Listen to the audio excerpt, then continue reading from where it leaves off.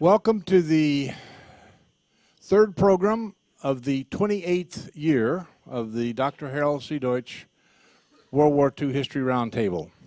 Our topic this evening is on the Death Railroad, again, bridge on the River Kwai, everybody knows. It was a treacherous operation, jungles, a lot of veterans, but also a lot of natives, and our speaker will talk about that. The University of North Texas at Denton, a fellow by the name of Ron Marcello, started, what, Kelly, in the 60s? 73? Started interviewing veterans in that area from the Lost Battalion and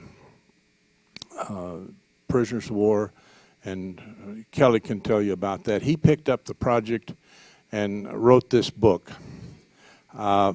We happen to have two veterans in the area that participated in that. We'll introduce those later.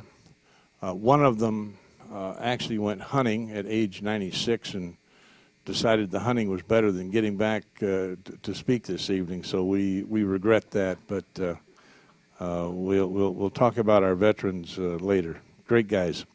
So Kelly Crager is from Kansas, got his bachelor's, master's from Pittsburgh State University in Kansas, got his PhD from North Texas.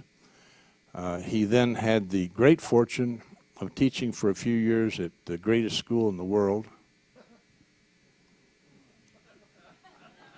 Texas A&M, and is now the head of the Vietnam Oral History Program at Texas Tech.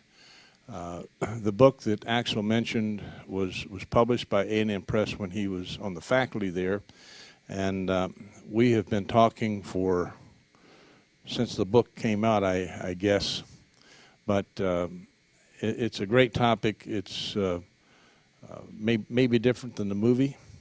We'll find out this evening. Kelly Crager, welcome to Minnesota. It's been a really good project for me, academically and personally, working on the history of the Death Railway. As Don mentioned, primarily I was working with the oral histories and the veterans who were from the Lost Battalion, 131st Field Artillery Regiment, Texas National Guard unit that got cut off of the rest of the 36th Division and found its way to Java and then everything else that happened to it, as well as the sailors of the USS Houston. Ron Marcello did posterity a great favor by conducting all these interviews, well over 100 interviews he conducted with survivors in the region. They're from North and West Texas, which is why Ron had access to them on a regular basis throughout his career there at North Texas.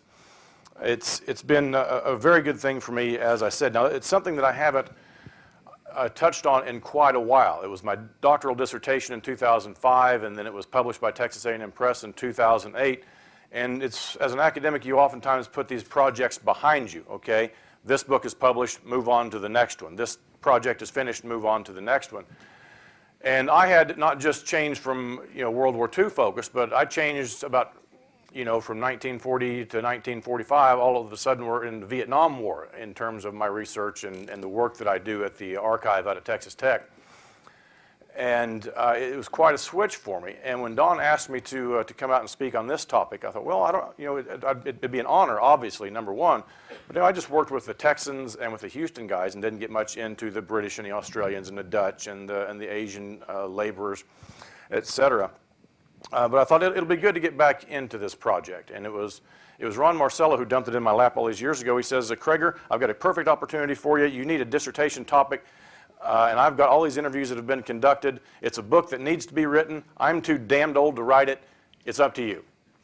So Ron dropped this into my lap, and it was a terrific thing. But getting back into the sources, getting back into all the oral history interviews and going back to the contact lists and going back through the Lost Battalion rosters and reading the books, the secondary sources and primary sources I've looked at, it put me back in touch with a lot of memories and a lot of people that this academic project put me in touch with and that I had left behind as I moved on. Now, you can put a project behind and move on, but we're dealing with you know, Father Time, and Father Time is undefeated. So a lot of the folks that I dealt with working on this project and attending the reunions had passed away. And it really gave me some really great positive memories, strong memories, thinking about the people that I worked with on this, the families, the survivors, their wives, their children. But saddened me to know that so many of them were gone since the last time I had attended one of their reunions. The people you meet, the stories you hear are just terrific. In fact, one of the reunions I went to, it was in Irving, Texas, and my wife went with me. My wife liked to go along because she loved to hear the stories and fell in love with these guys too. So I'm talking to the vets and shaking hands and pressing flesh and asking questions and writing notes and all this sort of stuff. And my wife was talking to one of the wives of one of the survivors. And so she said, "No, you got to come down and meet this lady." I said, "Oh, okay, sure, absolutely." So I sit down, and my wife introduces me. Said, "This is my husband Kelly. He's writing a book on the history of the Lost Battalion and the USS Houston survivors and you know, the Death Railway." And this lovely lady, and I forget her name, just as petite and small and Texas proper as she could be, looks at me and says, "Why in the hell are you writing a book on him? I'm the one who had to be married to the son of a bitch for 40 years. You ought to write a book about me."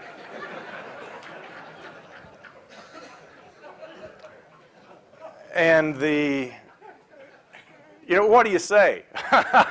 Of course, I promised to write the book, knowing damn good well I wasn't going to do it, but I didn't want to make her mad at me. It was just one of those terrific connections that you have when you work on projects. And I've talked about this a number of times, bless you, throughout my visit here. We often look at the big history and not the small history. We can learn so much more from the small history. It's people that make history happen. So if y'all walk away from here with anything tonight, I hope it's a greater appreciation, understanding of the importance of talking to individuals, listening to these stories, recording them if possible, so that current and future generations will have access to them.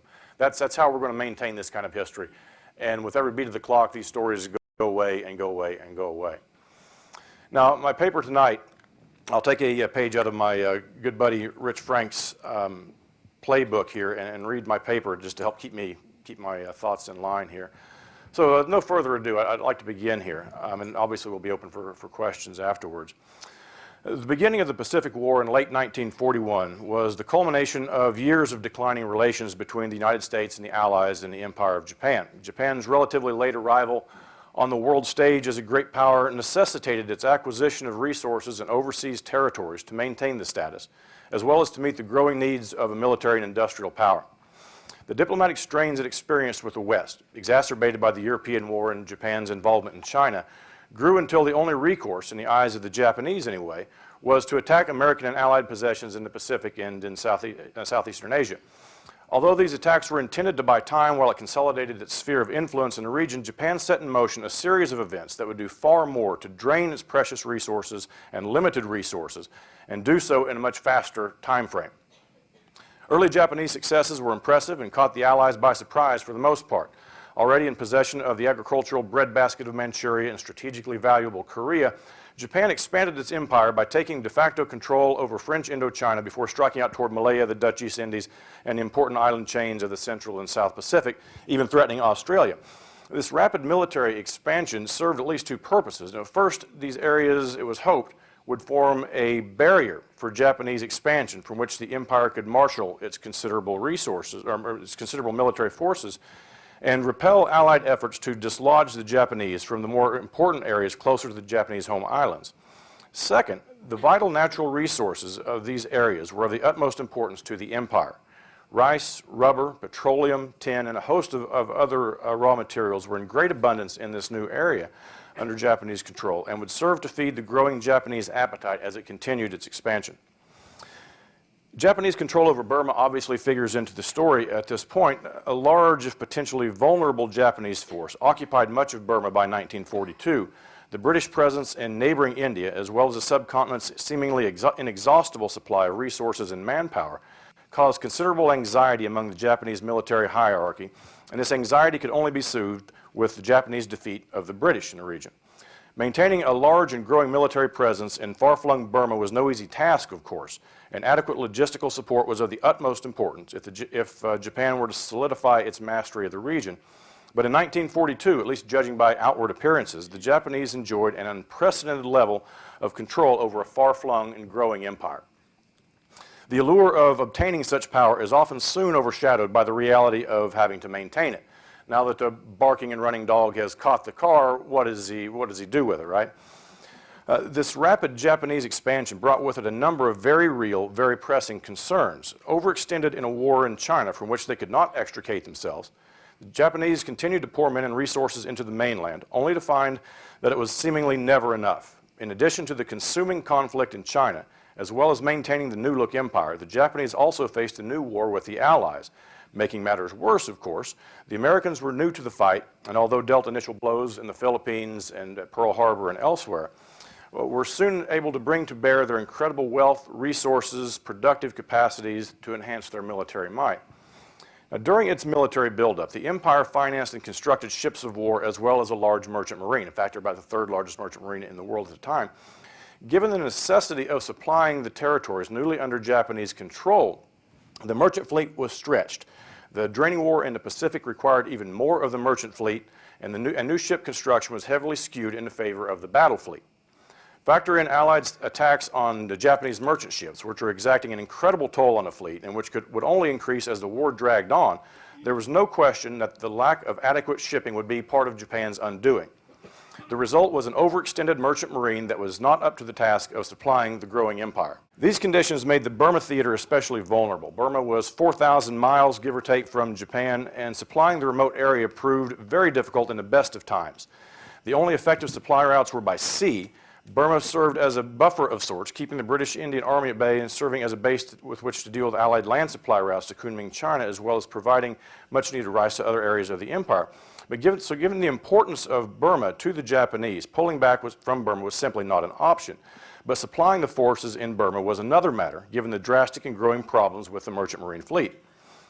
With the shipping situation becoming increasingly fragile, and supplying by air not a realistic option, obviously, the Japanese pondered a land route. The dense jungles of Burma, combined with the high mountains, swift rivers, seasonal monsoon rains, it all necessitated a consistently available and all-weather route to move men and supplies to the region. Clearly, a road for trucks was not going to meet this description, so the Japanese turned their thoughts to a railway. A somewhat modern railway system already existed in Burma, although it would require extensive updating and repair. And in Thailand, where the Japanese enjoyed much influence with a compliant Thai government, the important city of Bangkok would serve as the southern end of the rail line. If a railway could link Bangkok with Rangoon in Burma, it would drastically cut the time and expense of resupply. The sea route was just under 2,000 miles, and the land route was about 350 miles, so the math there is quite simple. While simultaneously relieving stress on the overworked merchant marine. This is obviously what they have in mind. And as the war in the Pacific began to turn against Japan by mid-1942, time here was obviously of the essence. Constructing a railway through an area which may be the Earth's most inhospitable place for a railway, however, would be a massive undertaking. Mountains, malarial jungles, monsoon rains, physical isolation, and the countless other problems that would accompany such an effort had already discouraged others from making the attempt. The British had tried in the 19th century to trace out a railway trace through the area and decided that it was just too costly in men, resources, lives, etc., and obviously they were right. Wartime necessity fueled the Japanese desire for the railway, however, and in spite of the cost they knew that they would incur, they planned to build a railway anyway.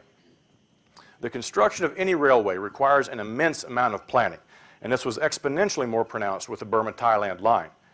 Resources unavailable in either Burma or Thailand would have to be acquired from elsewhere in the Japanese-controlled lands. Early fortunes of war, of course, provided many of the Japanese needs, as they acquired large amounts of rails, rolling stock, and other materials from Malaya, Java, and other lands under Japanese control. Japanese engineering units provided the planning, oversight, and execution of the construction of the railway, and were singular in purpose of making certain the railway was completed and completed quickly. The most pressing issue for the construction was providing for an adequate labor force. It was estimated that hundreds of thousands of workers would be necessary to complete the project, and given the less than ideal conditions along the railway's trace, it was more than likely that labor would be a problem throughout the entire project. Initially, the Japanese embraced a two-pronged strategy for providing the massive numbers needed. In Japanese-controlled Burma, they issued a call for laborers to work from the Burma terminus of the project in Thanbazayat. The Japanese hoped to conscript at least 30,000 Burmese into what they called the Sweat Army, in their first call for workers in 1942. And although such calls were repeated from time to time, the actual numbers enlisted were always below what was hoped, and the system of conscription was eventually adopted in Burma. In Thailand, which was still technically an independent country, the initial offers were for paid laborers on the line who would work from the rail system north of Bangkok. This policy never adequately met the desired numbers either, as it proved easy for the Thai workers to leave the line at any time, and the Burmese workers as well, to leave the line at any time and blend back into the background of their home country when the real conditions of the railway became apparent. Eventually, however, some 250,000 Asian laborers, or ramusha, worked on the line at some point. Think about that, around 250,000. Some have even estimated more.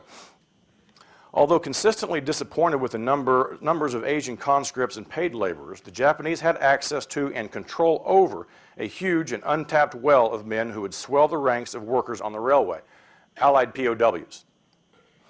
In Japan's impressive and rapid conquest in the region through mid-1942, they managed to take tens of thousands of prisoners of war. They were quite surprised to see that the Allies would surrender rather than die in battle, and they were simply not prepared to deal with such massive numbers of prisoners. And this is throughout the entire region that they were gaining more and more control. Initially, the POWs were kept in various camps throughout the new empire, such as the large camp at Changi in Singapore, or in smaller camps on Sumatra, Java, and the like. This large labor force, made up of relatively healthy young men, would be a game changer for the Japanese and the railway, and they soon embraced the idea of using POW labor in this pursuit. Now, it's probably proper at this time to briefly discuss how the Japanese viewed prisoners of war and how they approached this somewhat difficult issue as a member of the international community. Japan was a signatory to international agreements on the treatment of POWs, and their treatment of the prisoners of war in the early 20th century was deemed exemplary by the International Committee of the Red Cross. Things changed by the Second War, however, and although Japan was a signatory to the Geneva Agreement in 1929, Geneva Protocols of 1929, the military government refused to ratify the agreement, essentially arguing that military necessity would not allow for lenient treatment of imprisoned enemies. Having said that, however, at the outset of the Pacific War, the Japanese promised to adhere to the Geneva standards mutatis mutandis, meaning essentially with appropriate changes when necessary, which is pretty loose, obviously.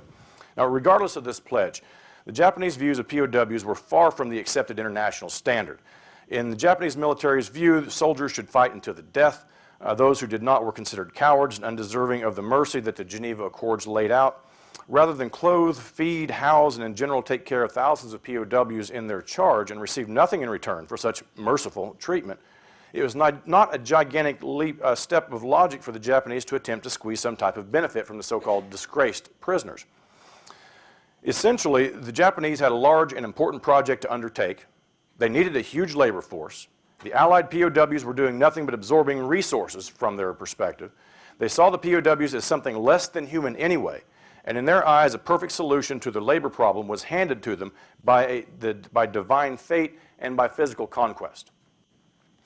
Prisoner of war labor on war-related projects, of course, was forbidden under the Geneva Convention of 1929, but justifying their decision was rather simple in both moral and legal sense, though through the prism of the Bushido Code, obviously the Allies had disgraced themselves, no longer warriors, no longer worthy of that type of treatment. And legally, since there was no Japanese ratification of the Geneva Accords, they simply were under no obligation to do so.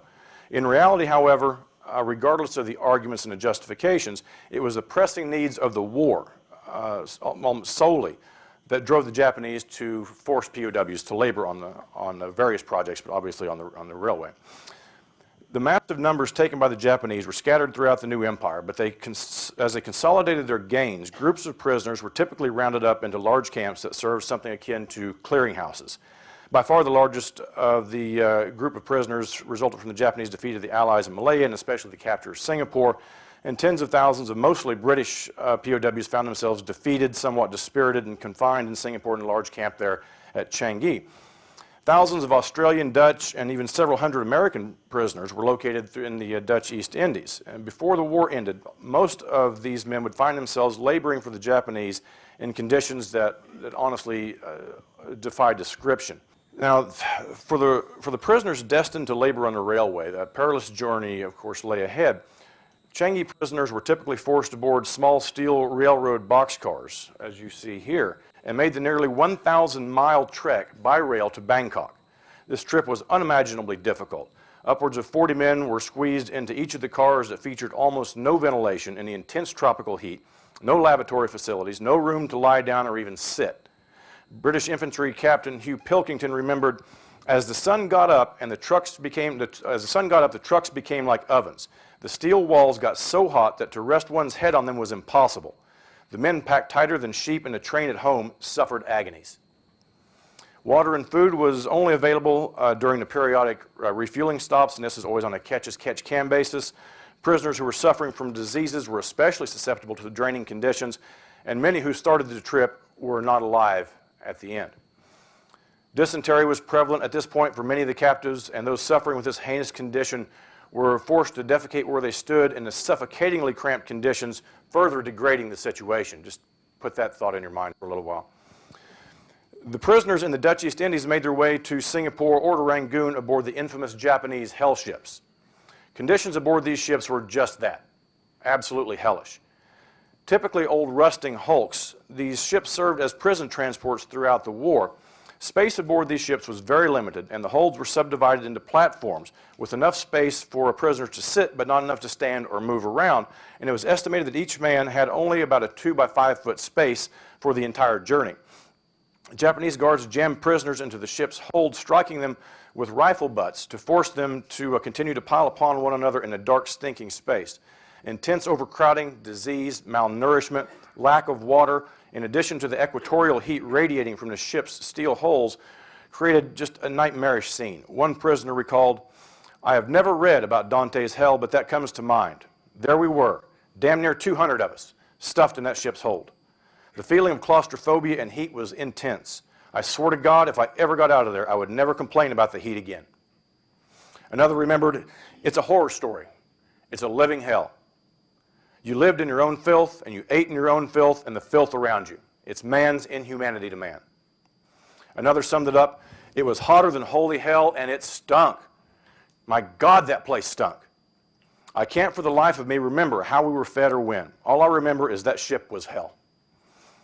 After the harrowing and often deadly voyages to the railway, many prisoners thought that they had finally reached a better destination, and they were wrong.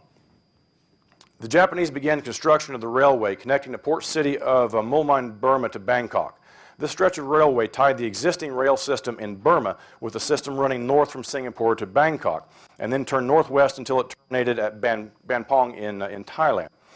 From Banpong, the proposed line followed the Mekong River northwest until it crossed the river at Kanchanaburi, and from this point the road paralleled the Kwai River northwest across the Thailand plain, and then through the mountains in western Thailand until it squeezed through 3 pagodas pass near the Burmese border. The railway then snaked down through the mountains until it joined the Burmese rail line at Thanbazayat south of Mulmine, Burma. The Japanese welcomed the prisoners to life on the railway by informing them of the role they would play in its construction. Lieutenant Colonel Yoshitida Nagatomo, the commanding officer of the Burma branch of the railroad, delivered a disheartening and rather curious speech to the men of Branch Party 3, one of the groups that served on the Burma end of the line, when they arrived at the base camp, in which he explained the work to be done as well as the prisoners placed in this work. Some excerpts from that little speech. "You are only a few remaining skeletons after the invasion of East Asia for the past few centuries and are pitiful victims. However, I shall not treat you badly for the sake of humanity, as you have no fighting power left at all.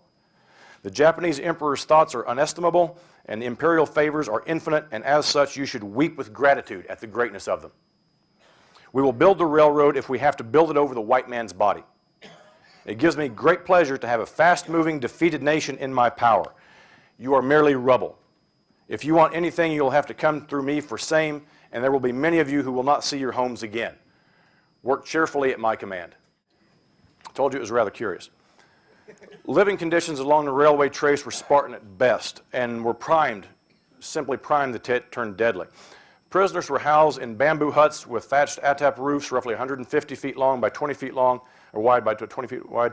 A long aisle bisected each hut with bamboo platforms on either side of the aisle. No beds were provided, so prisoners slept on these bamboo platforms, which were about 1.5 feet above the ground. Each prisoner received just enough space on a platform to lie down without touching those next to him, and sometimes even that space was more limited than that, obviously. One hut was sometimes set aside to serve as a hospital for the camp, but they were never sterile, and there was almost never any medicine to speak of. Each camp housed between 2,000 and 4,000, in this case POWs, although there were others large enough to hold up to 12,000. There were no fences around any of these camps because escape was simply impossible. The Japanese placed bounties on escaped prisoners to encourage local natives to turn them in or to provide information about the escaped workers, and white Allied prisoners were obviously very conspicuous among the native Asian population. Even if a prisoner could escape, which was highly unlikely, he had to find his way through hundreds of miles of dense jungle and then secure means to sail to Allied occupied territory. According to one prisoner, he said, "We could have escaped any time we wanted to, but where would we go?" Each day, Japanese engineers and guards led groups of prisoners and Asian conscripts from camp to the construction site. At first, the prisoners felled large trees and cleared underbrush from the railroad's right-of-way, and when this task was finished, they started to build up the railroad bed. The railroad necessitated a level grade all along the line, which in the Burmese jungle meant moving hills and filling valleys. Thus, most of the work performed by the POWs, at least, was making cuts, cutting down hills, and fills, filling in low spots and mountain valleys with the dirt that they had removed from the cuts. The Japanese used almost no machinery in the construction of the railway, instead relying on the manpower of prisoners and Asian conscripts. Workers received crude, primitive hand tools to move massive amounts of earth required to build the railway bed. They typically worked in groups of 4, or what were known as kumis, with one prisoner loosening the dirt with a pick or heavy Asian a grubbing hoe, a chunkle is another word for it. Another prisoner shoveled dirt into the baskets of rice or rice sacks that were carried off by the last 2 POWs. These two were using what were known as yo-ho poles or yo-yo poles, which were typically 2 6-foot-long bamboo poles over their shoulders. The 2 men would hold the poles on their shoulders with the sack suspended between them. When the sack was filled, the prisoners transported the dirt to the common dump site, unloaded it, and then they returned for another load. One of the Texan prisoners remarked, "I had no idea what kind of tools we was going to build the railroad with. I have never thought about building a railroad with a basket and a shovel." The Japanese established an ever-increasing quota for each kumi, prolonging prisoners' workday and ensured that they would be on the job until sunset each night, at least sunset each night. Construction of the railroad required a variety of different tasks to be accomplished, and prisoners performed a variety of different jobs up and down the line. One of the most difficult, and I can show you a picture of it here, one of the most difficult was bridge construction. Being built through the mountainous terrain of Burma and Thailand, the railway necessitated nearly 700 bridges spanning rivers and mountain valleys.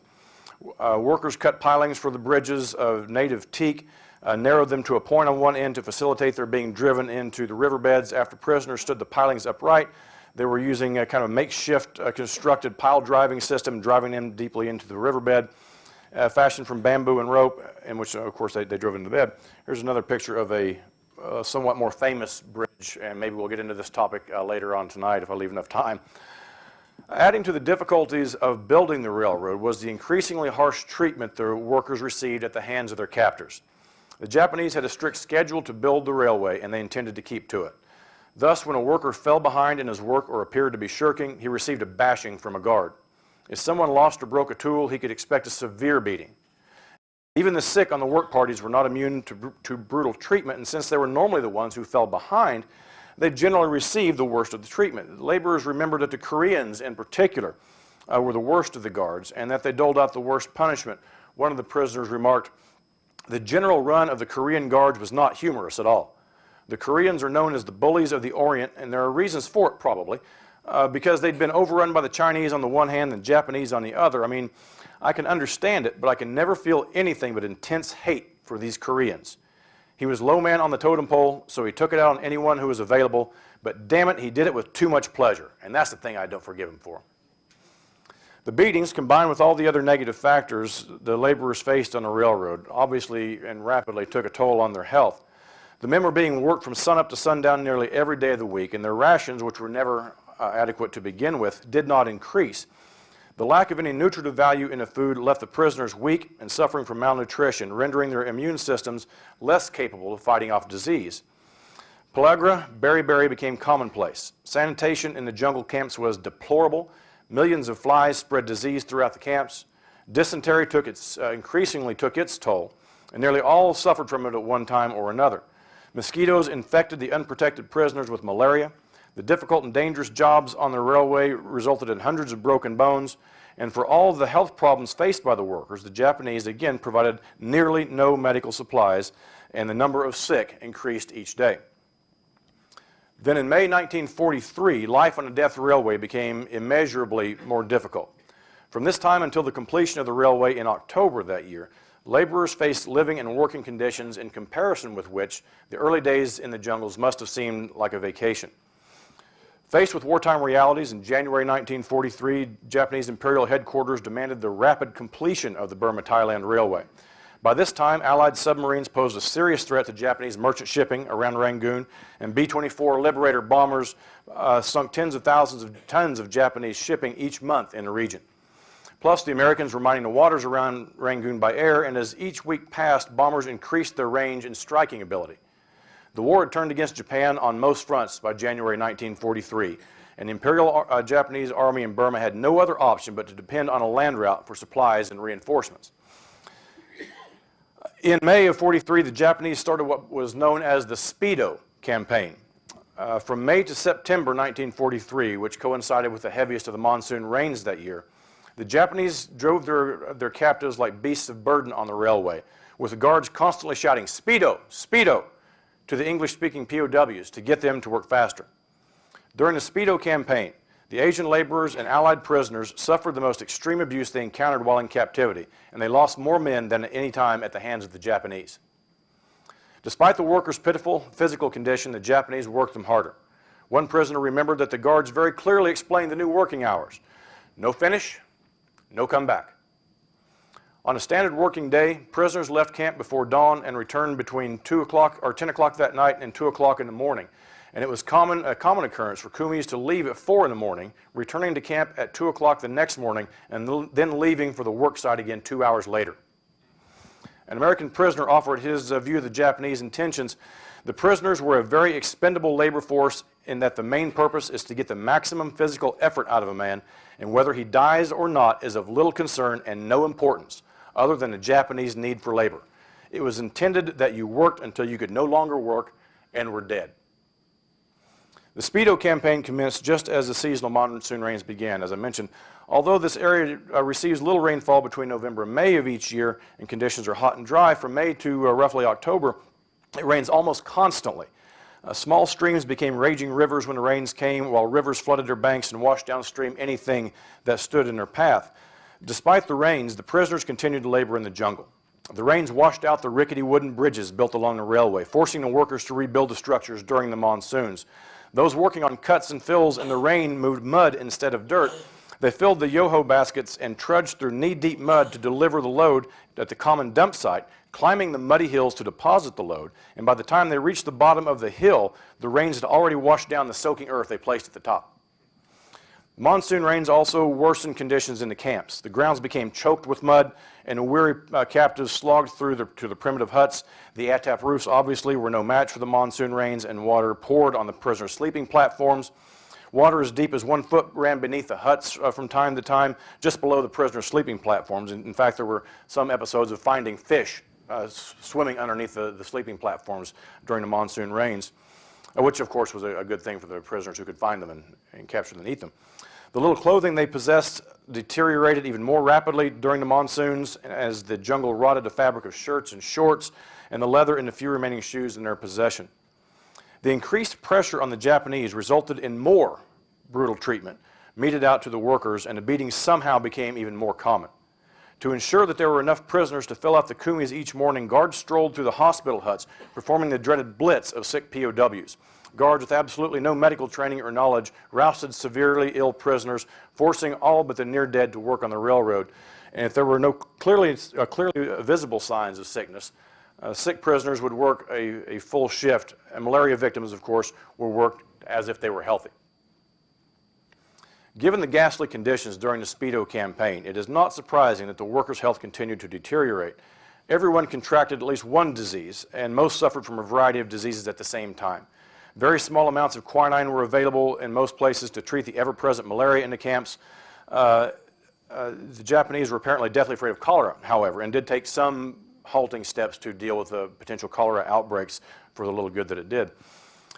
Tropical diseases and vitamin deficiencies laid waste to the prisoners in the jungle. The soggy conditions brought about by the incessant rains provided a haven for malaria-carrying mosquitoes that constantly tortured the laborers in the camps. Some suffered from cerebral malaria, with the attendant incredibly high fever, which usually drove someone insane before they died. Nearly all workers on the railway suffered from malaria at one time in the jungle, while wet and dry beriberi, dengue fever, and dysentery ravaged them. In fact, dysentery became the second most frequent killer of prisoners and on the railway. One prisoner recalled, "Your body dried up completely and you turned wrong side out at the rectum. There was no fat on your body, you were a rack of bones. Your body dried right out. All the fluids in your body were gone and you completely run off at the bowels with sticky mucus. Some days it never stopped. It was always dribbling out." Tropical ulcers were the biggest killers along the railway, and they struck fear in the hearts of those along the line. Starting as small scratches, ulcers grew and ate away at living flesh, leaving only dead blackened flesh in its place. Left untreated, an ulcer spread throughout the infected area until the leg had to be amputated. Yet those who underwent amputations in the primitive camp hospital stood little chance of survival. If a prisoner unsuccessfully treated his ulcer and refused amputation, death was certain. Max Offerly, one of the Texans, whose brother Oscar was also a prisoner on the railway, recalled, "My brother died at 80 Kilo Camp. This tropical ulcer had spread all up and down his leg, between his knee and his ankle. In fact, it started eating around the bone of his leg. Right before he died, there was 2 inches of bone showing. Blood, pus, mucus, or whatever it was, dripped down on his ankle and the top of his foot, and another large ulcer was there. I went over a day or two later, and Oscar was semi-conscious and he was hot. I put his head in my lap, and he died." A key point to keep in mind here is that in spite of the appalling conditions that the railway workers faced, the one common denominator that kept them going out on the work parties, was an indomitable will to live and the prisoners' devotion to each other. The shared experience of the Speedo campaign brought the men closer together than they had ever been before. Working together in deplorable and dangerous conditions, suffering from unimaginable illnesses, and witnessing the death of their friends and comrades every day strengthened the relationship among the surviving prisoners. When the railroad was finally completed in October 1943, the Japanese allowed the men to rest for a few days before sending them to work in other parts of occupied Southeast Asia or Japan. When the train passed over the rail line, the first train passed over the rail line on 25 October 1943, the Japanese held a number of commemorative ceremonies along the railway, celebrating the completion of this monumental task. In March 1944, in a camp at Tamarkan, Thailand, the Japanese unveiled a 25-foot tall statue dedicated to those who lost their lives in the undertaking. After the war, one prisoner, Ben Dunn, remembered, "This stone and concrete structure was the greatest travesty of all. It denied the very date it was dedicated all the freedoms, liberties, and human dignity that men should accord to one another. It was built by slave labor and thus became a symbol of the monstrous perfidy, treachery, and cruelty of a nation. I hoped it would stand forever in condemnation of what the Japanese had done to us." Of course, the death railway never became the vital lifeline for the Japanese army in Burma. Structural problems abounded, as you might imagine, with the railway constructed in a primitive and often haphazard way. B-24s ravaged the line from the air on a regular and enduring basis. Bridges collapsed. Rails and ties disappeared under the pervasive and sucking mud. Trains derailed.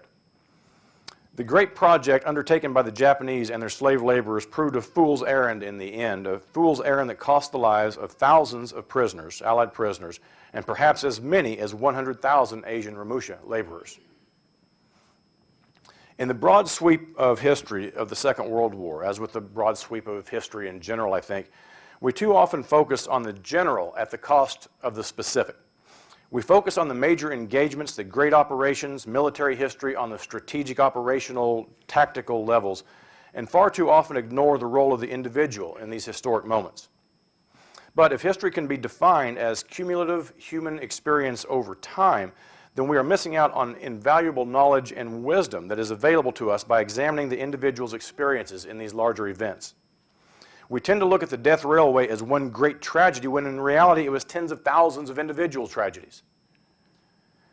Looking at it from this perspective, one begins to feel the impact of this episode in a more real and visceral sense. We can relate this to suffering and pain as individuals. We can understand the loss of a friend or a relative. We've all experienced the sense of an uncertain future. When we take the time to try to examine the great events one person at a time, I think we gain a much more nuanced and full understanding of that history. Accordingly, I'd like to take a little bit of time here now to look at some of the individuals who labored on the death railway and examine their experiences through their eyes to help us gain a more full appreciation of this history. I'd first like to speak briefly about the Asian laborers, as their story is far too often overlooked. It is estimated that over 250,000 Ramusha worked on the death railway, compared to around 62,000 Allied POWs. So in a very real sense, the history of the death railway is their history, although I'm not certain that a satisfying history of their experiences can be written for a variety of reasons.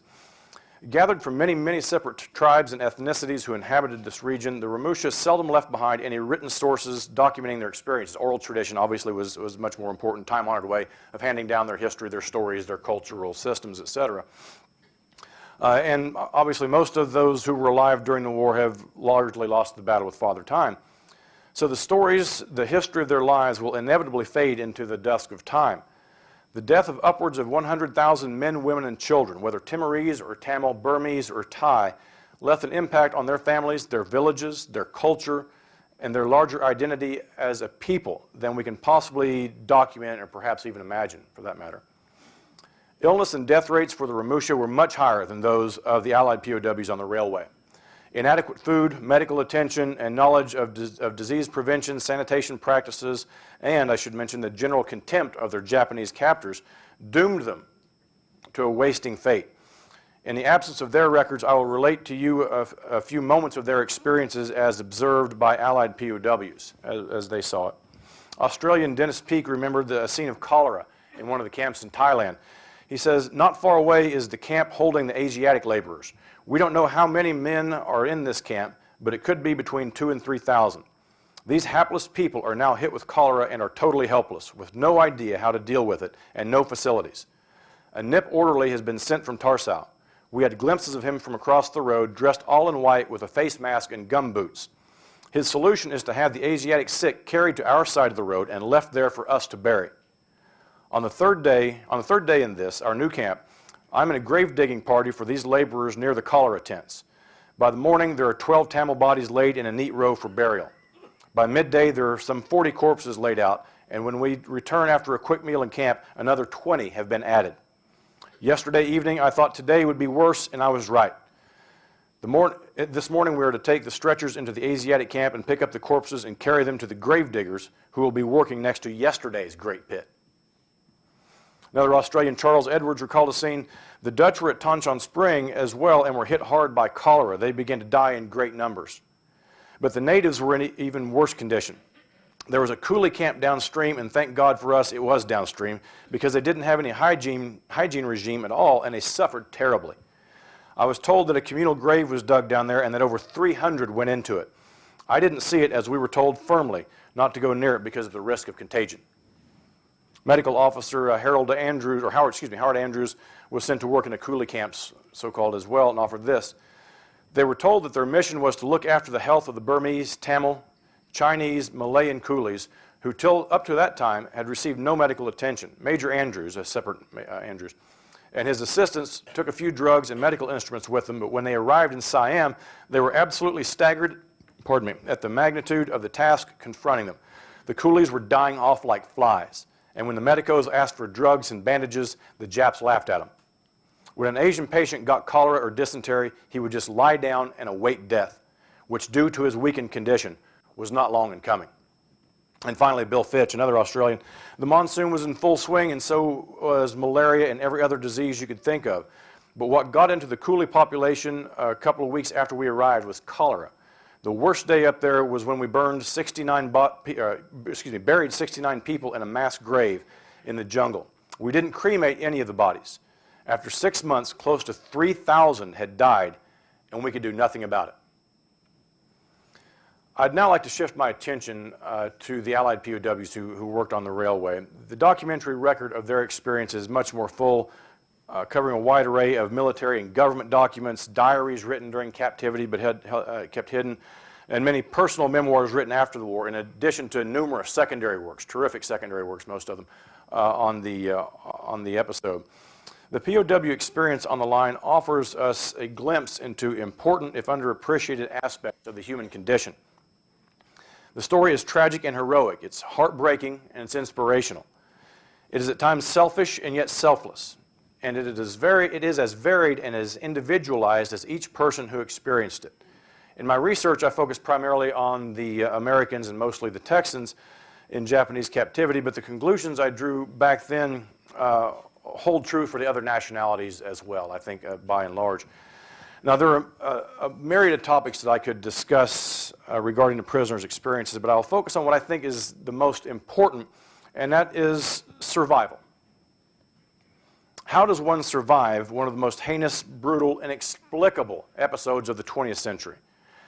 The answer is complex as each individual who lived through it, of course, and as unsatisfying an answer as it is, perhaps luck was the most important factor aiding in survival.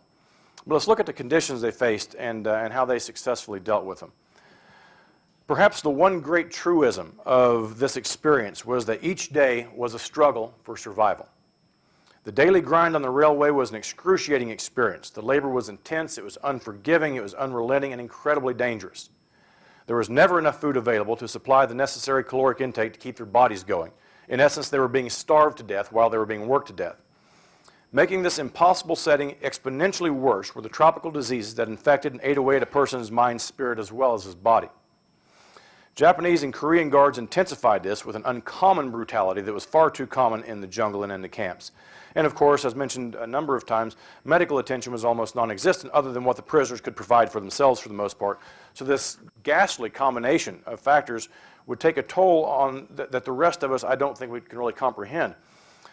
In the midst of all of this suffering and privation was the inescapable fact that one had almost no control over one's fate.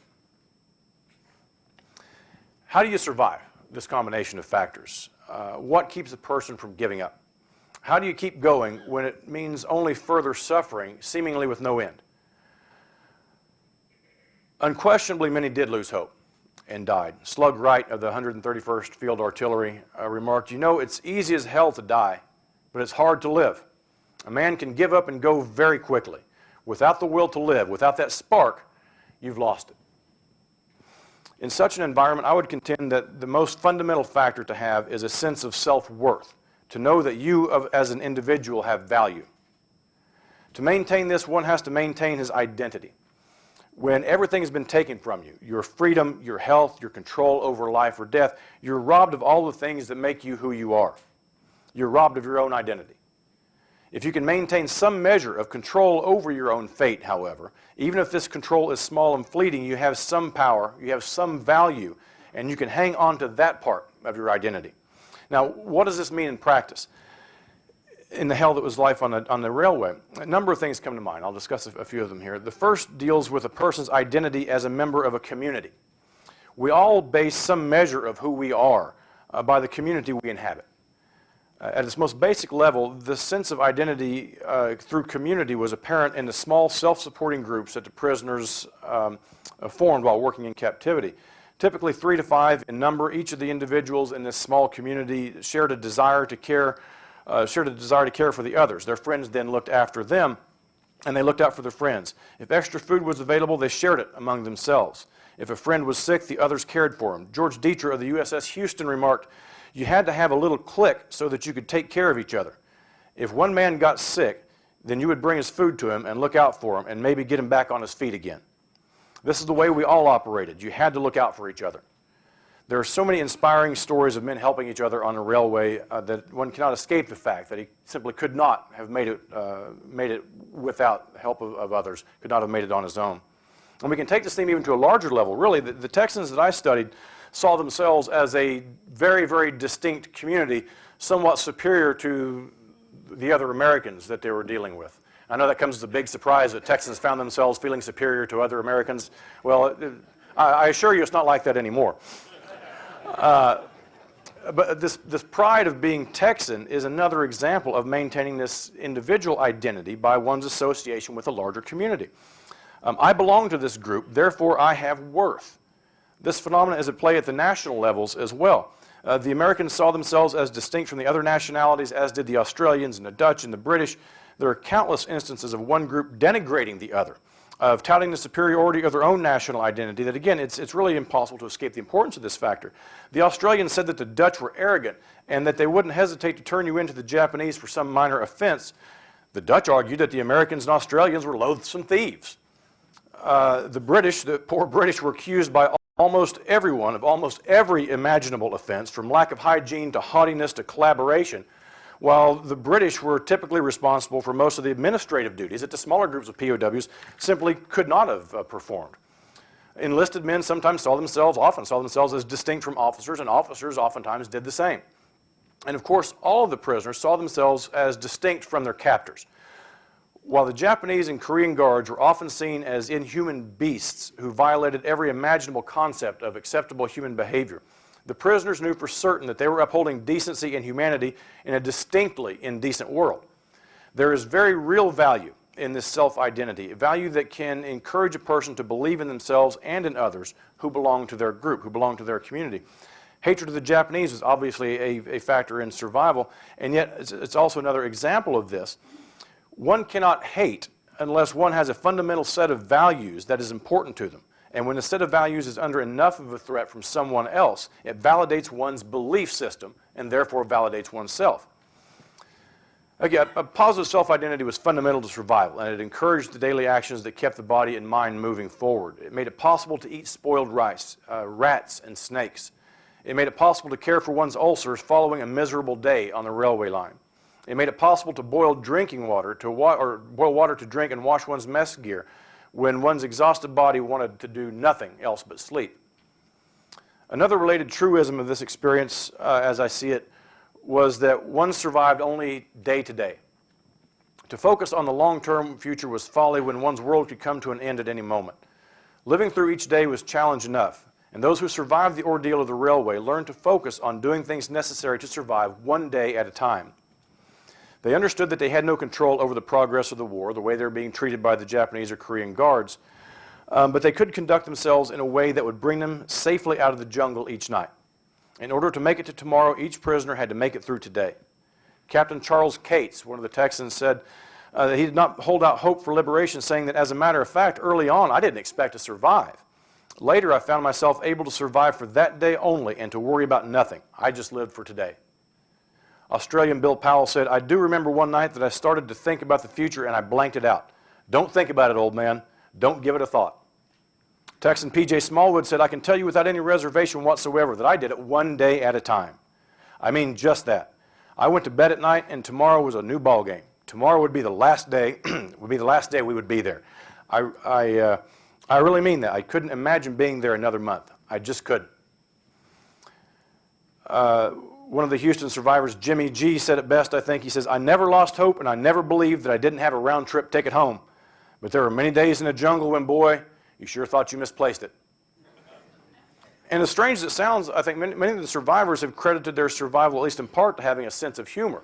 And that's somewhat absurd sounding, but in an environment that was distinctly non-humorous, it was important, I think, for a lot of these men to find something to laugh about or to embrace the dark humor of the circumstances. For example, they referred to lice as mechanized dandruff.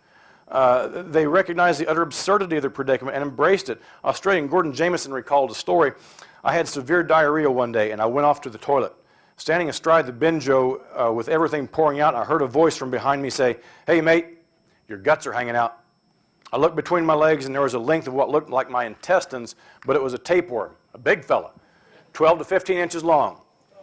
I tugged it away. The poor thing was lifeless. Starved to death, no doubt.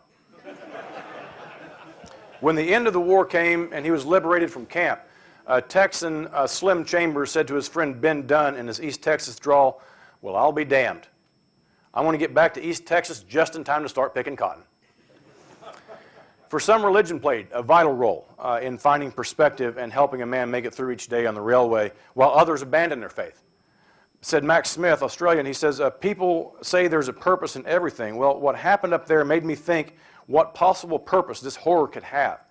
I changed my view about religion after that. What I saw happen, not only to your mates, but, well, if there's a God, why are these things happening? We talked about it quite a bit up there, and no one could answer, not even Max Smith, if I remember.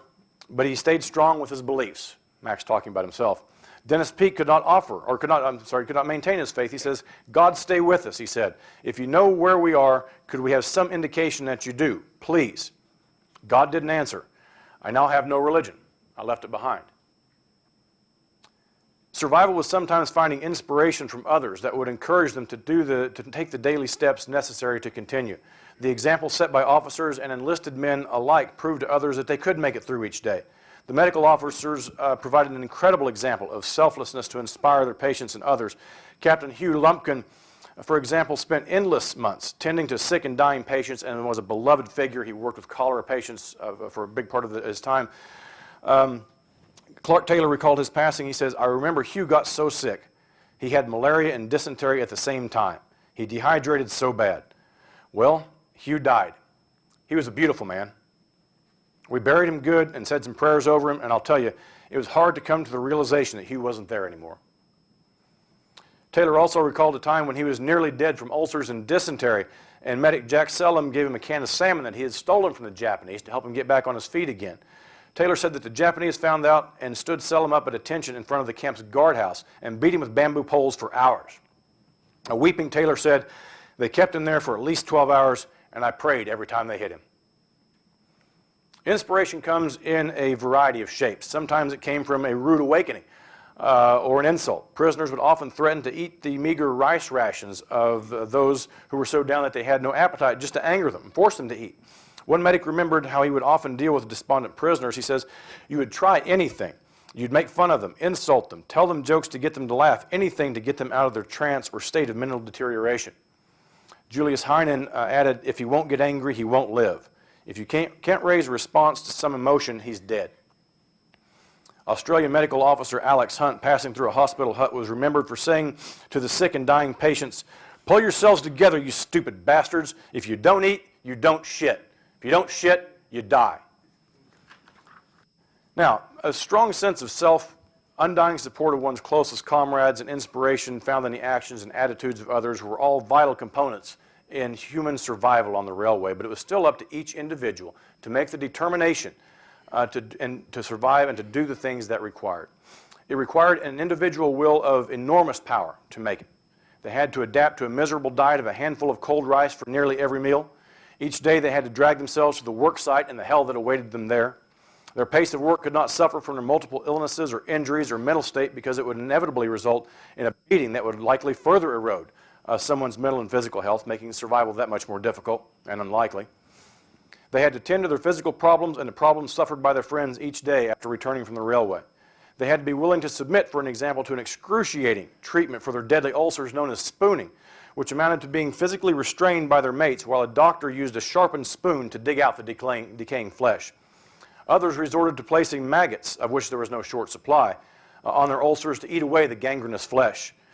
Kwai Gordon recalled a particular incident that showed his desire to live in the midst of the jungle. He said, there was an Australian bedded 2 places down from me in the hospital hut, and then an Englishman, and then myself.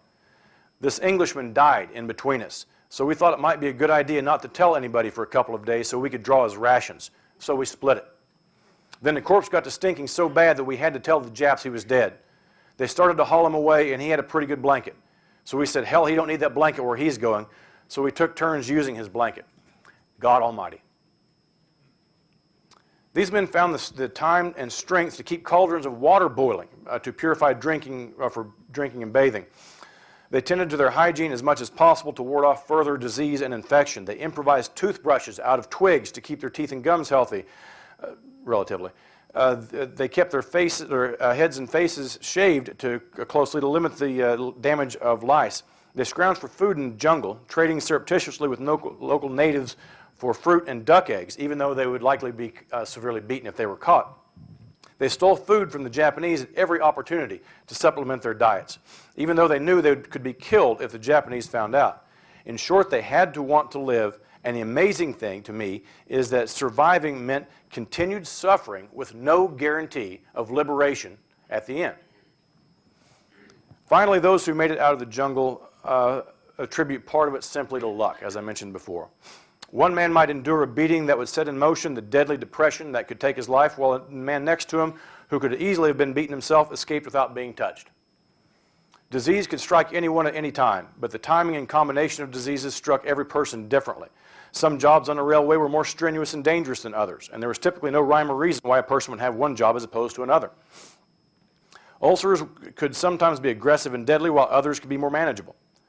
Even some POWs were killed by Allied submarine attacks of Japanese transports, while others made it to their destinations completely unmolested. Eddie Fung of the 131st, reflecting on his survival, said, "I can't give you an answer to that because I know there are a lot of men who wanted to live that didn't make it. I mean, the survivors are not all good, we're not all bad." U.S. Marine Charlie Pryor said, "I guess all one can say is that it was just not my time. I saw weaker people survive, I saw stronger people die.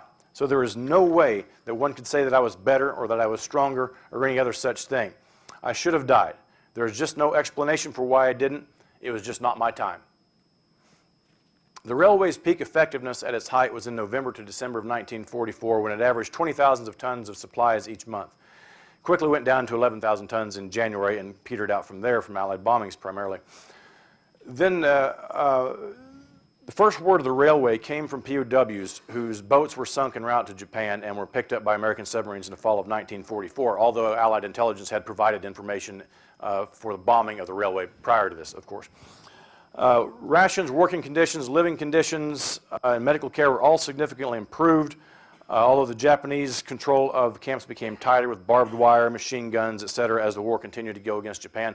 One prisoner even remarked that he thought Changi was the worst place he'd ever been in his life. Coming back from the railway and going back to Changi, he said it was a land of milk and honey, if that gives you any indication.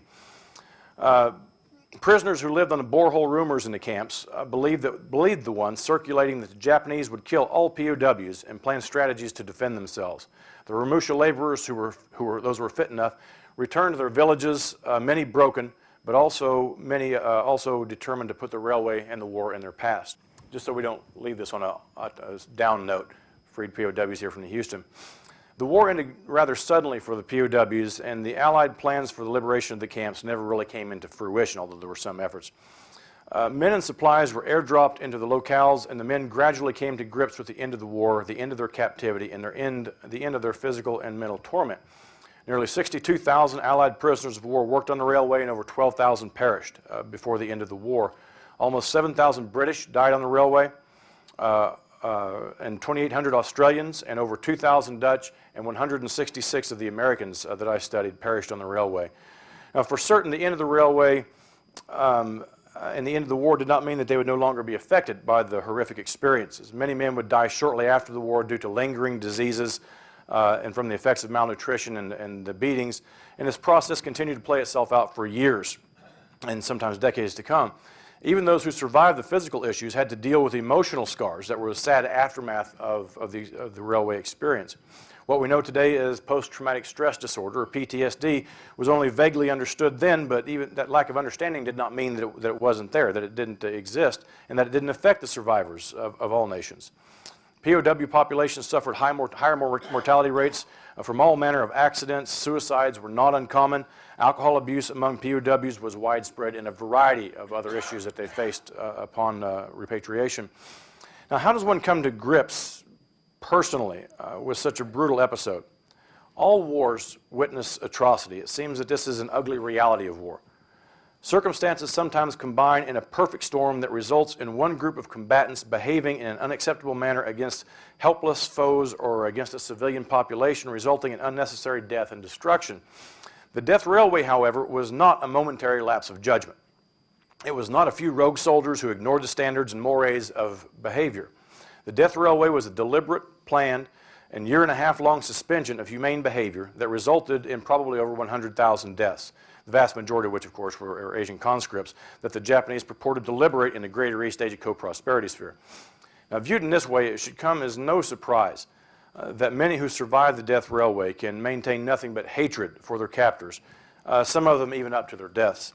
Others, however, have taken a more forgiving and circumspect look at the episode and have determined, even if they cannot forgive the Japanese, and many of them have, that a continued hatred not only does not punish their captors, but deprives themselves of happiness in pursuit of deprives themselves of happiness in pursuit of what is ultimately an empty hatred. With that, I will wrap up my portion of this and open it up to Don. Thank you very much. I'd like to give you a little background. At one time, there was a prisoner of war chapter here in the Twin Cities that probably had I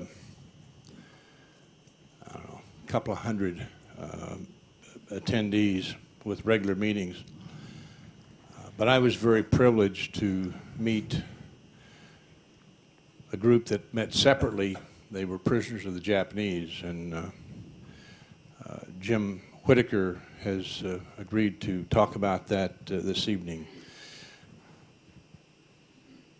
Jim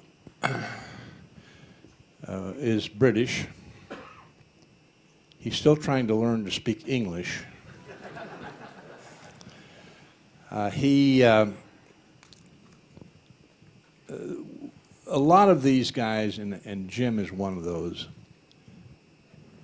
with all the severe punishment, treatment that you heard spoken about this evening, Jim has developed such a wonderful sense of humor, and those of us that have gotten to know him over the last 25 or 30 years have gained such a great appreciation. And Jim, I appreciate you being here.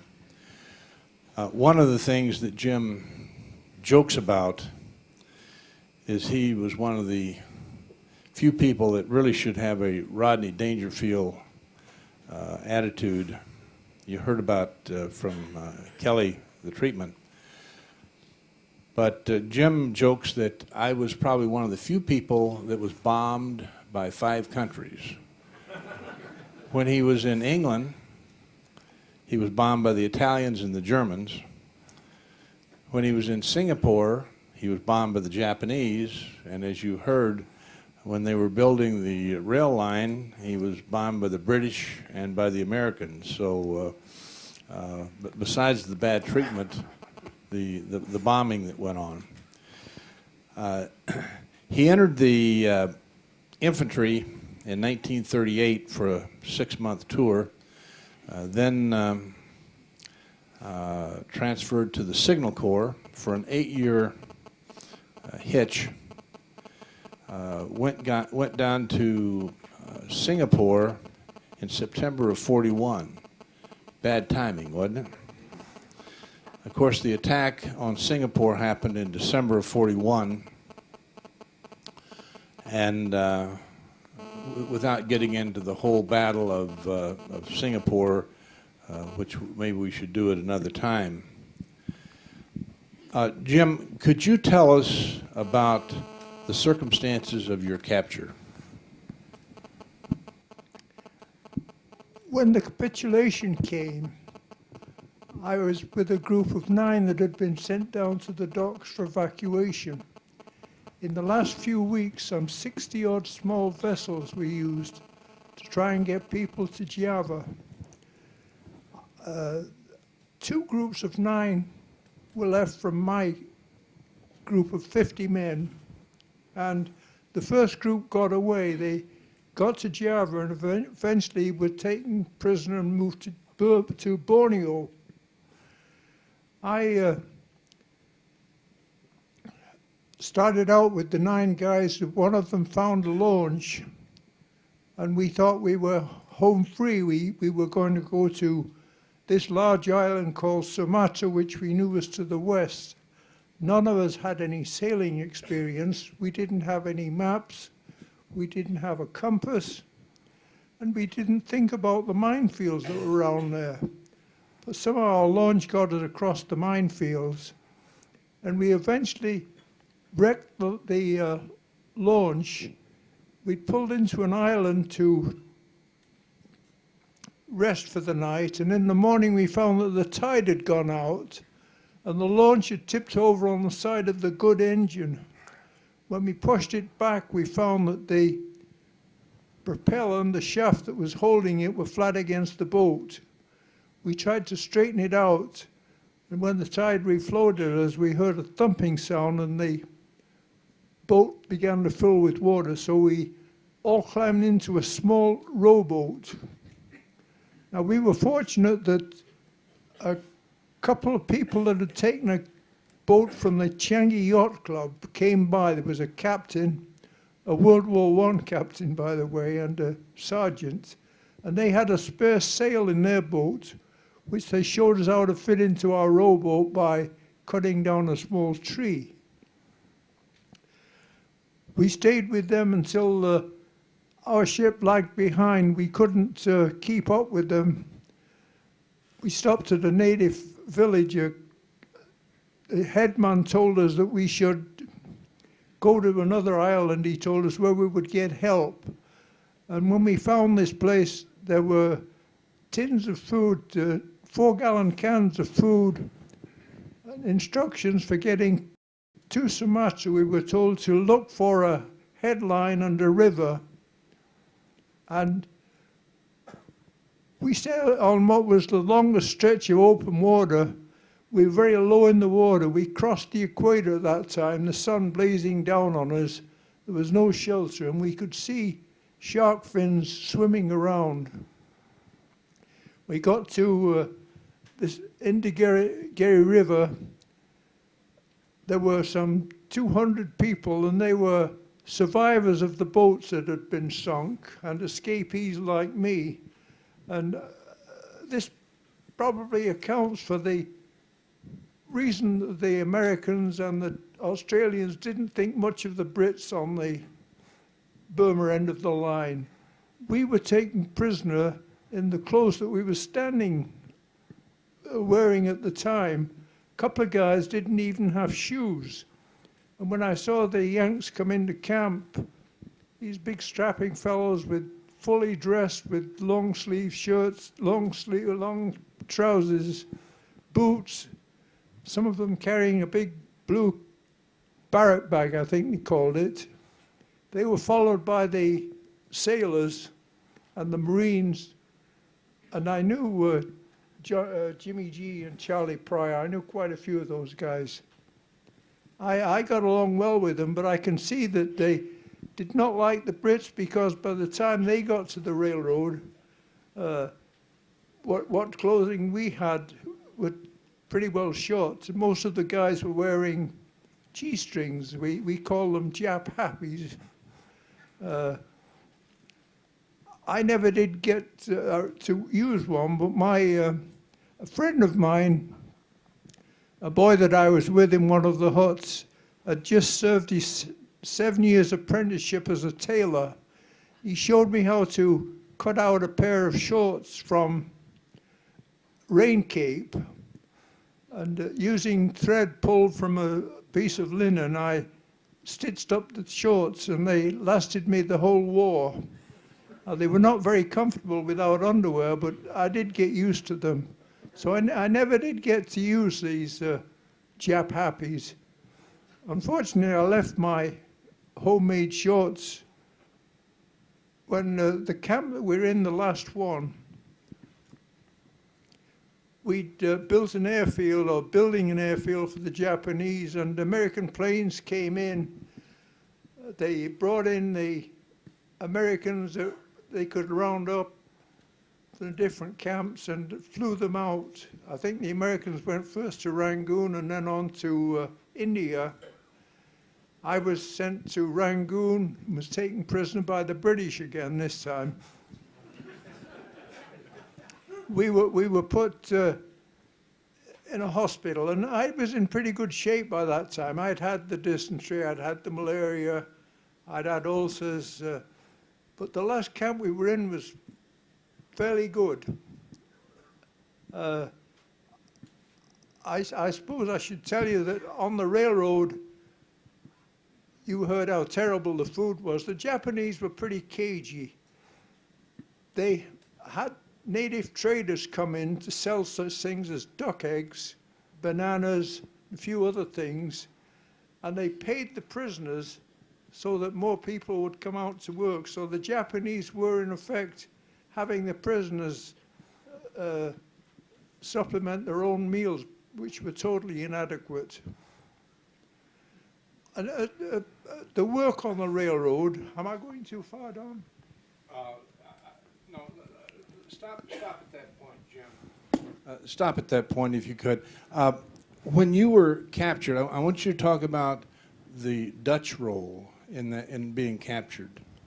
Okay, we got to Padang, which was a Dutch town in Sumatra. And the Dutch were not very happy to see us. They lived there with their families. And they figured, I think, that they would still stay to run things when the Japanese took over, but they were hostile to us. They didn't. They collected whatever arms we had. And I tried with four other guys to get away again. And we walked down the coast of Sumatra. We thought we had persuaded a native village people to take us to an island 50 miles off the coast. They dumped us at an island much closer, an island with a lighthouse, a very, very small place. There was a keeper there. He took us to the far end of his small island, showed us how to dehusk coconuts, showed us how to dig up turtle eggs, and we spent there for about 8 days before a patrol vessel with the Dutch on came to the island, and the Dutch officer came ashore and said, we'd heard that you were here and we'll take you to the island. And while he was telling us this, native troops from the Dutch native troops surrounded us. The Dutch officer then pulled a pistol and said, don't shoot, don't move. The Japanese have told me to shoot you if you move. We were towed back to Padang and turned over to the Japanese. And let me interject something. You remember that Holland, the Dutch, were taken over in 1940. So they had developed this liaison and agreement of survival. Is that fair to say, Jim? Yeah, they were probably thinking like the Dutch in Holland, that they would be left to run things. But the Japanese didn't take long before they rounded up the Dutch and the Dutch women and children and put them in camps. They had a pretty rough time. So how were you transported from the time of your capture up to the working conditions on the railroad? I was moved from Sumatra in one of those hell ships you were hearing about, and this one was called the England Maru. And I found out after the war that it had been built in Yorkshire, which happened to be the place where my future bride lived. I didn't know that at the time, and it had been built in 1898 or something, and it was a rust hole. But those platforms around the hold, you had to go down a ladder to get on there. There wasn't any room. The toilets were crates lashed to the outside rail but most of the guys couldn't get up that far. You'd crawl through the rail and squat over a hole and watch the sea down below. How many people were on your hell ship in that transport? There were 500 of us, and we became the British Sumatra Battalion. And when we got to Lower Burma, we joined 1,000 Australians, and the Australians took charge. And the Australians had come from Singapore, and they too were well kitted out. They had all the gear, so they kind of looked down. They didn't like the Brits anyway, and they looked down on us just as the Americans did. When you were in your captivity, did you have the benefit of any medicines at all? The Dutch did have all the, you call it the quinine, it was quinine to us, I think, but there were quinine pills available to in the early days. I don't know of any other kind of drugs. There must have been some. I think a Dutchman was able to make some kind of anesthetic for the people that were going to have the legs cut off. And most of the ulcers were on the legs, but a scratch anywhere could really develop into an ulcer. I had 2 ulcers on my leg, but I kept bathing them, and I was fortunate that they did not grow to the size of some of them. Hey, could I ask a real quick question, if you don't mind? Yeah, absolutely. Henry Hecking, Jim, were you involved, or did you come across him since you were on the Burma end of the line? Dr. Henry Hecking? Oh yes, Yeah. the Dutch doctor. Would you tell the folks about that? I think he's a fascinating individual. This Dutch doctor had been out in the tropics for many years, and he was the one who developed this humane way of treating ulcers, putting maggots on the wound, or even having people stand in the water and let the small fishes clean them. The Australian and British doctors were facing things they'd never heard of before. They didn't have anything to treat it with, and they could only try. If I should tell you about the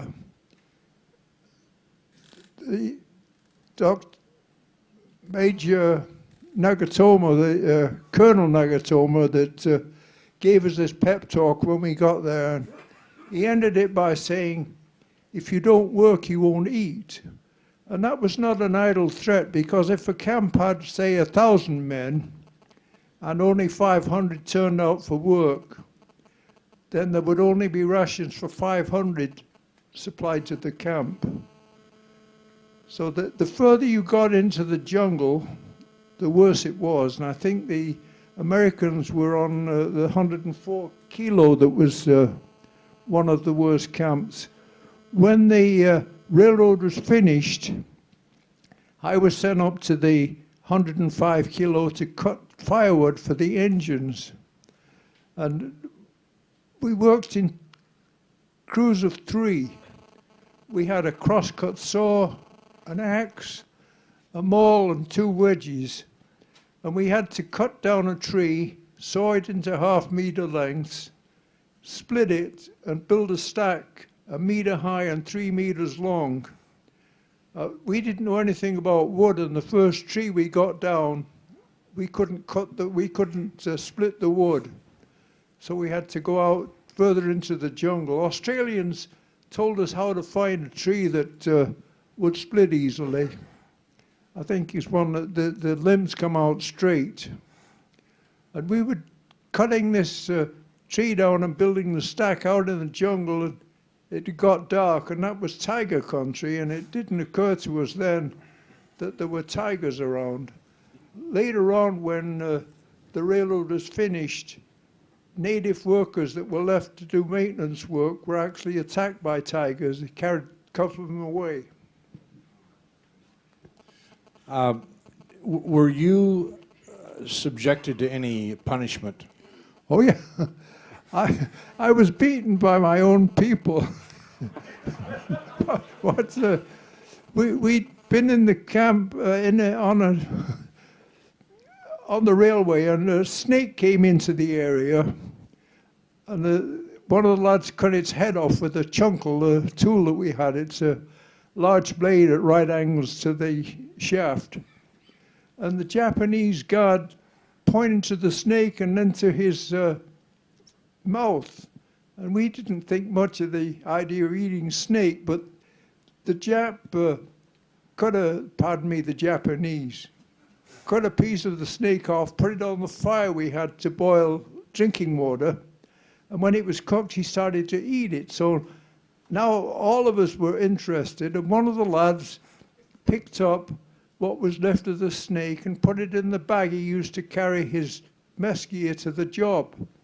And when we got back to camp, instead of just counting us as they usually did, the guard decided to search the bags we were carrying. And when he put his hand in and felt the snake, he realized what he'd done and jumped back in alarm, and we all laughed. And there were too many of us for him to beat, so he lined us up in 2 lines, and he had one line start beating the other guy, and then you trade off and you'd beat the guy that had been beating you. So I often had clouts from a Jap because I didn't salute or something like that. You could be beaten for not saluting, for not bowing. In the British Army, you don't salute if you're not wearing a hat. So if you got a hat, you salute. If you don't have a hat, you bow. You could be beaten for not understanding something screamed at you in Japanese. And I never heard any Japanese spoken in a normal language. It was always screamed at you in short bursts. You could be beaten for being late, not for breaking something, for not understanding something, or just because maybe the guard was owly that day. But physical punishment is natural to the Japanese, or it was. They didn't have any KP or stuff like that. They would just beat up on the poor guy that had done something wrong, whatever it was. What were some of the tasks that you did in your time of captivity? Well, we were told in the first part of the program about moving dirt, and the Japanese we worked in teams of 3, and they would have a quota, and the quota when they started it was 1.2 meters, but the Japanese were tricking us. They told us that if you get finished, you can go back to camp. And some of the guys were finishing by 1 o'clock, so the quota was moved up to 2 meters. And that's 2 meters of dirt is a cube some 6 feet tall, and you move it in little baskets. And if it's raining and your feet are sliding, it's very, very hard to do.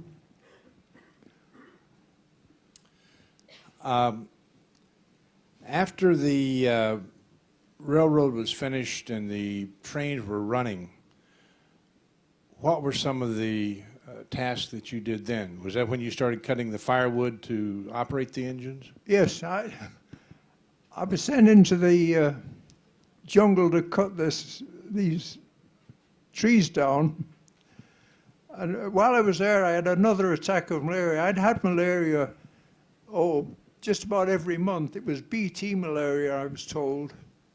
And eventually I was moved through to the Thailand end where the bridges were.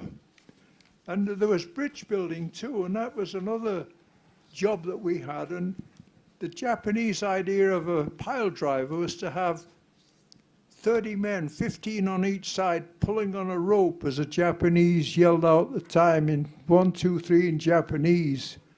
And on 3, you'd let go of the rope and a weight would smash down on the pile that had been set in place. Now, some of the Australians got pretty cagey, and they were taking these logs, and they were marked where the watermark was supposed to be. And they cut off a piece there so that when the piling went into the water, it didn't go in deep enough. And some of those, I think you heard 700 bridges. One of them was called the Pack of Cards Bridge because it fell down 3 times. And some 80-odd people lost their lives on it. It was 80 feet high. And I think I saw a picture on there of some of the bridge scaffolding. It was a real crazy looking thing. And to be carrying heavy weights up on 80 feet high, it's very easy. And most of the people were killed in falls. Others were beaten to death, and I suppose it was because they refused to climb up with these down bridges.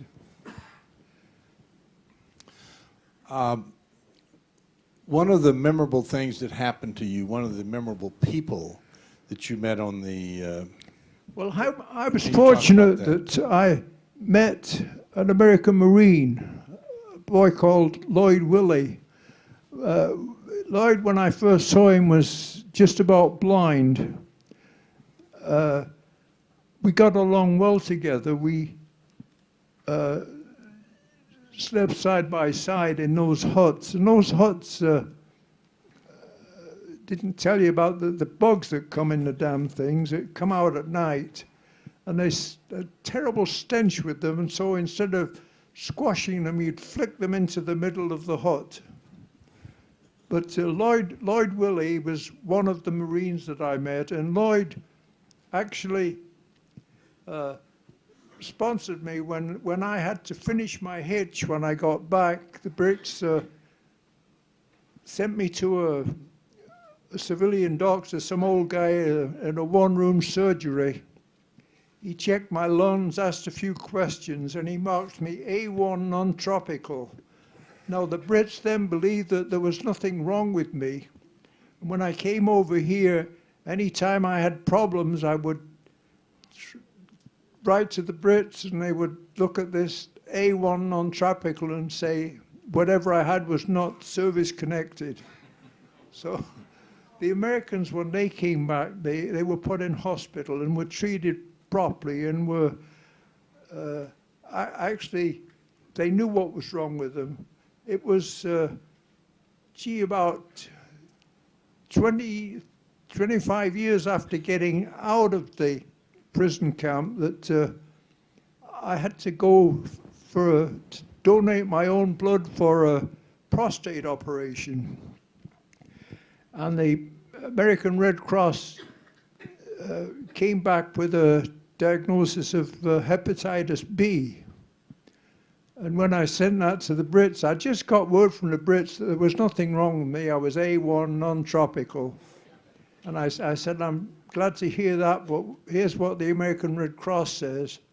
And the Brits authorized a 50% pension. And that time, with all of the increases, it amounts to $900 a month. But Lloyd Willey was from the Twin Cities? No, Lloyd Willey was from Montana. And when things were pretty grim in England, there was no housing and few jobs. In fact, when I came out, I couldn't even drive. An uncle taught me how to drive his taxi and turned me loose in the city. I didn't know the way around, so I would sit on the ramps at the stations. But Lloyd Willey said, well, come out, I've got a job for you, and I can find that we have houses you can live in. And it was very difficult to get any passage in those days. And I used to take the taxi and stop at the different shipping offices. And I stopped one day, and the guy said, do you have a visa? And I said, yes. He said, the Queen Mary is leaving Southampton in 3 days. Do you think you could get down there? I lived in Manchester, which was about 189 odd miles north of London. And I told my wife we were leaving in 2 days. We had a baby son by that time, named after my friend Lloyd. And the baby grew up to join the Marines and serve in Vietnam. He saw more action than I did. I think we might argue that a little bit, but Jim, looking back, what is your outlook on the captives? Do you have any bad feelings, or have you let that go? Well, as we were told, to survive, you had to believe in yourself. The first thing, you had to stay clean. It's very hard if you've worked all day to worry about getting clean. Usually come back so damn tired, you just want to lay down after you've drawn your rice. And the meals in the morning, you'd get a cup of watery gruel. At noon, you'd get a small ladle of the rice with the whatever juice was in the soup for the evening. And it was the same in the evening. It was monotonous, but you learned that you had to eat to get by. There was an American doctor, can't think of his name now, but he used to say that your ticket home is the bottom of your mess tin.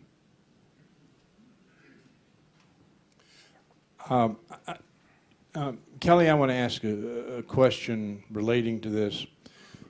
What were the war crimes issues with the Japanese and the Koreans? I mean, I understand that they were under the orders, but how did that work out in the post-war period? Well, really, when you look at the history of that, it would be easy to argue that. This guy's mic on. Yeah, I'm good. It would be easy to argue that it didn't work out very well at all. You know, there are all kinds of charges of corruption and lack of interest after the things in Europe were taken care of. But there were obviously war crimes in the Far East, and I believe it was 122 or 124 Japanese were brought up on charges. That may include the Koreans. I don't think it does. There's 122 or 124 Japanese who were brought up on charges. There were, let me see, or were indicted, I should say. There were 111 went to court. There were 64 found guilty. And I believe 32, I could be wrong on this number, were sentenced to death for a result in this. But as you can imagine, and you know, although a lot of my work was based on oral history with these guys, how I supplemented my research was to go to the National Archives, and I found the records of essentially there were exit interviews that were done up at Fort Lewis in Washington when these guys were coming back, or they would find them in their homes in San Antonio or Jacksboro, Texas, or wherever it might be, and the investigators for the war crimes trials would come down and talk to them, ask them a list of questions about their experiences. They have photographs. Do you have photographs? Which of course they never did. Do you have names? Do you have nicknames of these guys? We're trying to triangulate our position to bring this person up on war crimes charges. And the documents I found in D.C. said the exact same thing. The same thing that some of these guys are saying in 1995, they said in 1945, almost word for word. It was amazing. So that's one way that they came about, at least from the American side, is they asked the witnesses, asked guys who were there, they found the information. Some people kept records regardless of not being supposed to be able to keep records. So that's how they kind of narrowed it down. They asked the returning Americans, and they pursued them from that angle. The British and Australian had some kind of war crime parties, and quite a few of the Japanese were strung up. But Nagatomo, the one that you heard about, the Japanese colonel in charge of the prisoners on the Burma end of the line, was one who was had his neck stretched. I thought that turned out that MacArthur was almost Jap happy as far as we were concerned. He was obviously doing a good job to keep the Japanese quiet, and I guess they got to think a lot of him. Kelly or Jim, either one, as a part of the war crimes issues, did they interview or were they able to get information from the natives that were working on the railroad? I don't think most of the natives were. A lot of them were people that had worked in the rubber plantations, tapping the trees. And I don't think they had any organization. That was part of their trouble. We tried to develop organized to at the mess kit times we would have boiling water and would dip our mess cans in. Poor natives with no idea of sanitation. Sometimes we would have to go into a camp that had been used by natives, and we would have to remove bodies that were just left there. Well, listen, I'm going to open this up for questions. How did you guys learn? Did you know that the war was coming to an end and going your way or going our way? And how did you guys get the word that it was over? There were, in a couple of camps, there was a radio, but to be caught with one was not very healthy. The ones that had access to it would not tell us what news they had received, but it would be passed around in the form of a rumor, and say it would have been attributed to some native. We got by on rumors. We would always say, well, we'll be out by Easter. And when Easter came, we'll be out by the next holiday. And rumors, you just kept believing you're going to get out of there. As I recall in the movie The Bridge Over the River Kwai, at the end, William Holden and his associates bombed this bridge, and it collapsed as the train was going over. Did that actually happen? And secondly, why wasn't it possible to bomb this railroad? Was it too far from any air base? Yeah, at first, the railway was bombed pretty regularly from a variety of bases, beginning even before it was done. The Americans, primarily the B-24 Liberators, were hitting it on a pretty regular basis because there was a network of informants, whether they were native informants. The British had some people in there, the Indians even had some people in there, working kind of a clandestine network of providing information to the outside world about it, which is essentially how the Americans and the British found out about it, which is why they were making these runs with it. And they didn't know the conditions on it until POWs were rescued from the submarines, essentially. But they were hitting the railway pretty regularly, including the Tamarkan Bridge there. The other question was about the bridge on the River Kwai. I knew someone would ask the question. First off, I want to say that The Bridge on the River Kwai was one of my favorite movies before I even started this project. When I was an undergraduate, I discovered it, and Bill Holden, how do you not like Bill Holden? Alec Guinness was superb. The story was amazing. It was incredibly directed. The cinematography is fantastic, and the story is utter bullshit. That's the only way to put it. But a great movie. Jim. It took 8 raids for them to finally knock out the bridges. But in June of 1943, I was in Tambizayat when we saw our first planes, 6 Liberators flying at about 6,000 feet. And everybody rushed out, started waving towels at them. And the Japanese went crazy chasing us back into the huts. We thought that they knew that we were there. And they were dropping bombs outside of the camp. They did hit an Australian working party. They were a well party drawing water for the camp kitchen. And the next month, the planes were back again. And this time, one of them took a run at the camp. And a bomb landed in the center of one hut. But after the first raid, we had been allowed to dig slit trenches alongside the hut.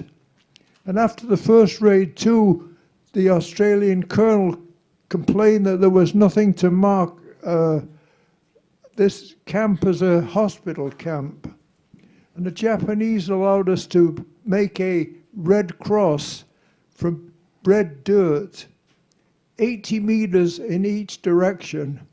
And I've always believed that the plane that did bomb the camp thought this was a road leading into our camp.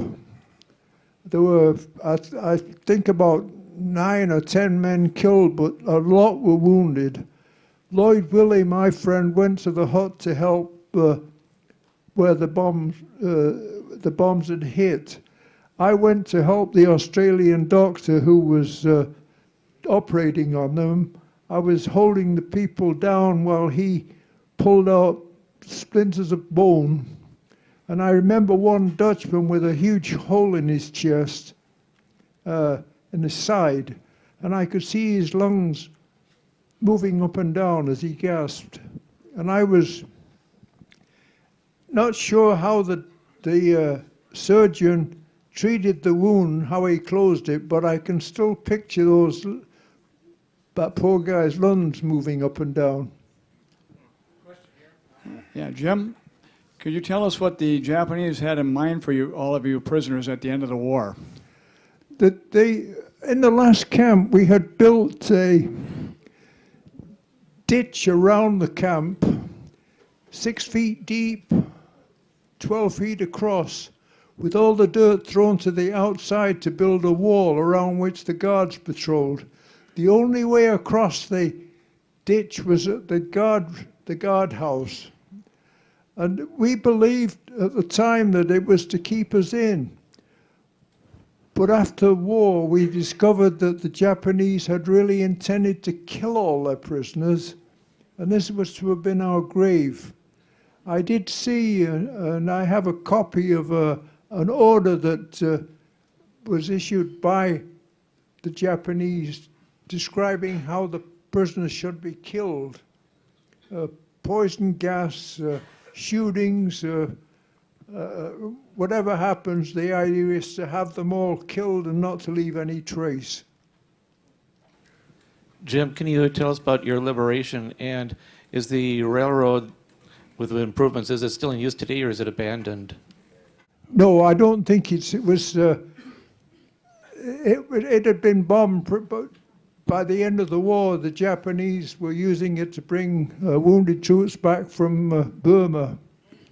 I think they had in Burma the largest Japanese army outside of China, and I'd heard that the Japanese lost some 200,000 in Burma, many of them from starvation, as they had figured, as they had been doing, that they would pick up Allied supplies to keep them going. So they'd gone through the jungles of Burma to get to the Indian frontier in a place called Kofal and Imphal and Kohima, I guess it was.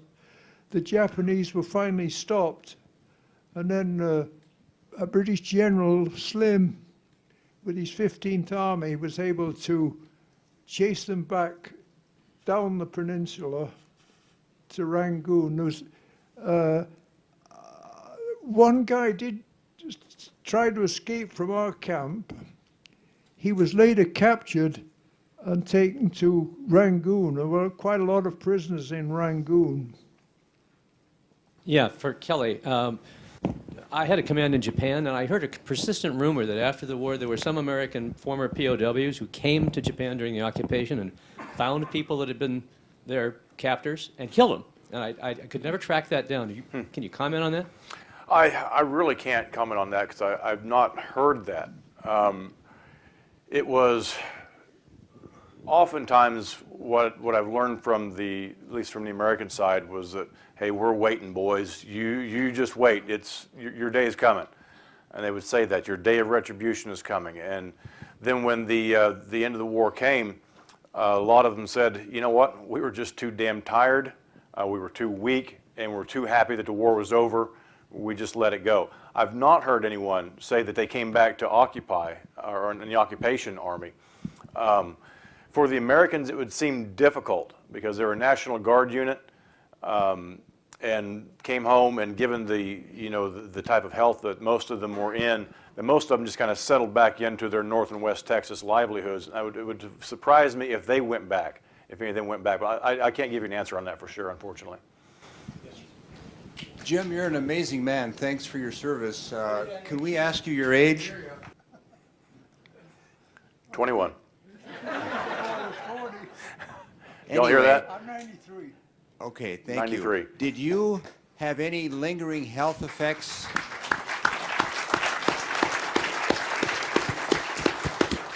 Have you had any lingering health effects from your time there up till now? Any health effects, illnesses or anything lingering?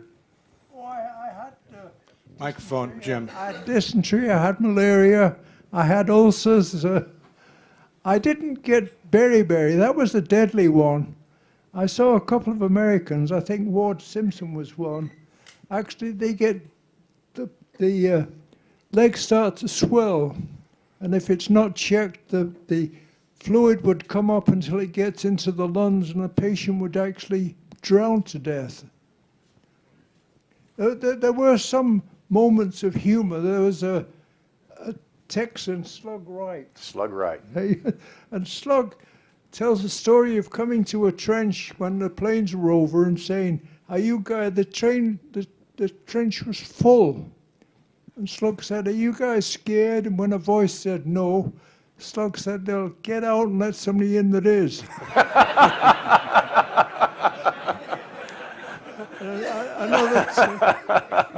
Another time, one of the Japanese or Korean, I don't know, was telling a bunch of guys that the Japanese planes flew so high you couldn't see them, but they were bombing Los Angeles, they were bombing New York, they were bombing Chicago, and one of the guys, probably Slug, said bullshit, and the Japanese said, "Yes, bullshit too."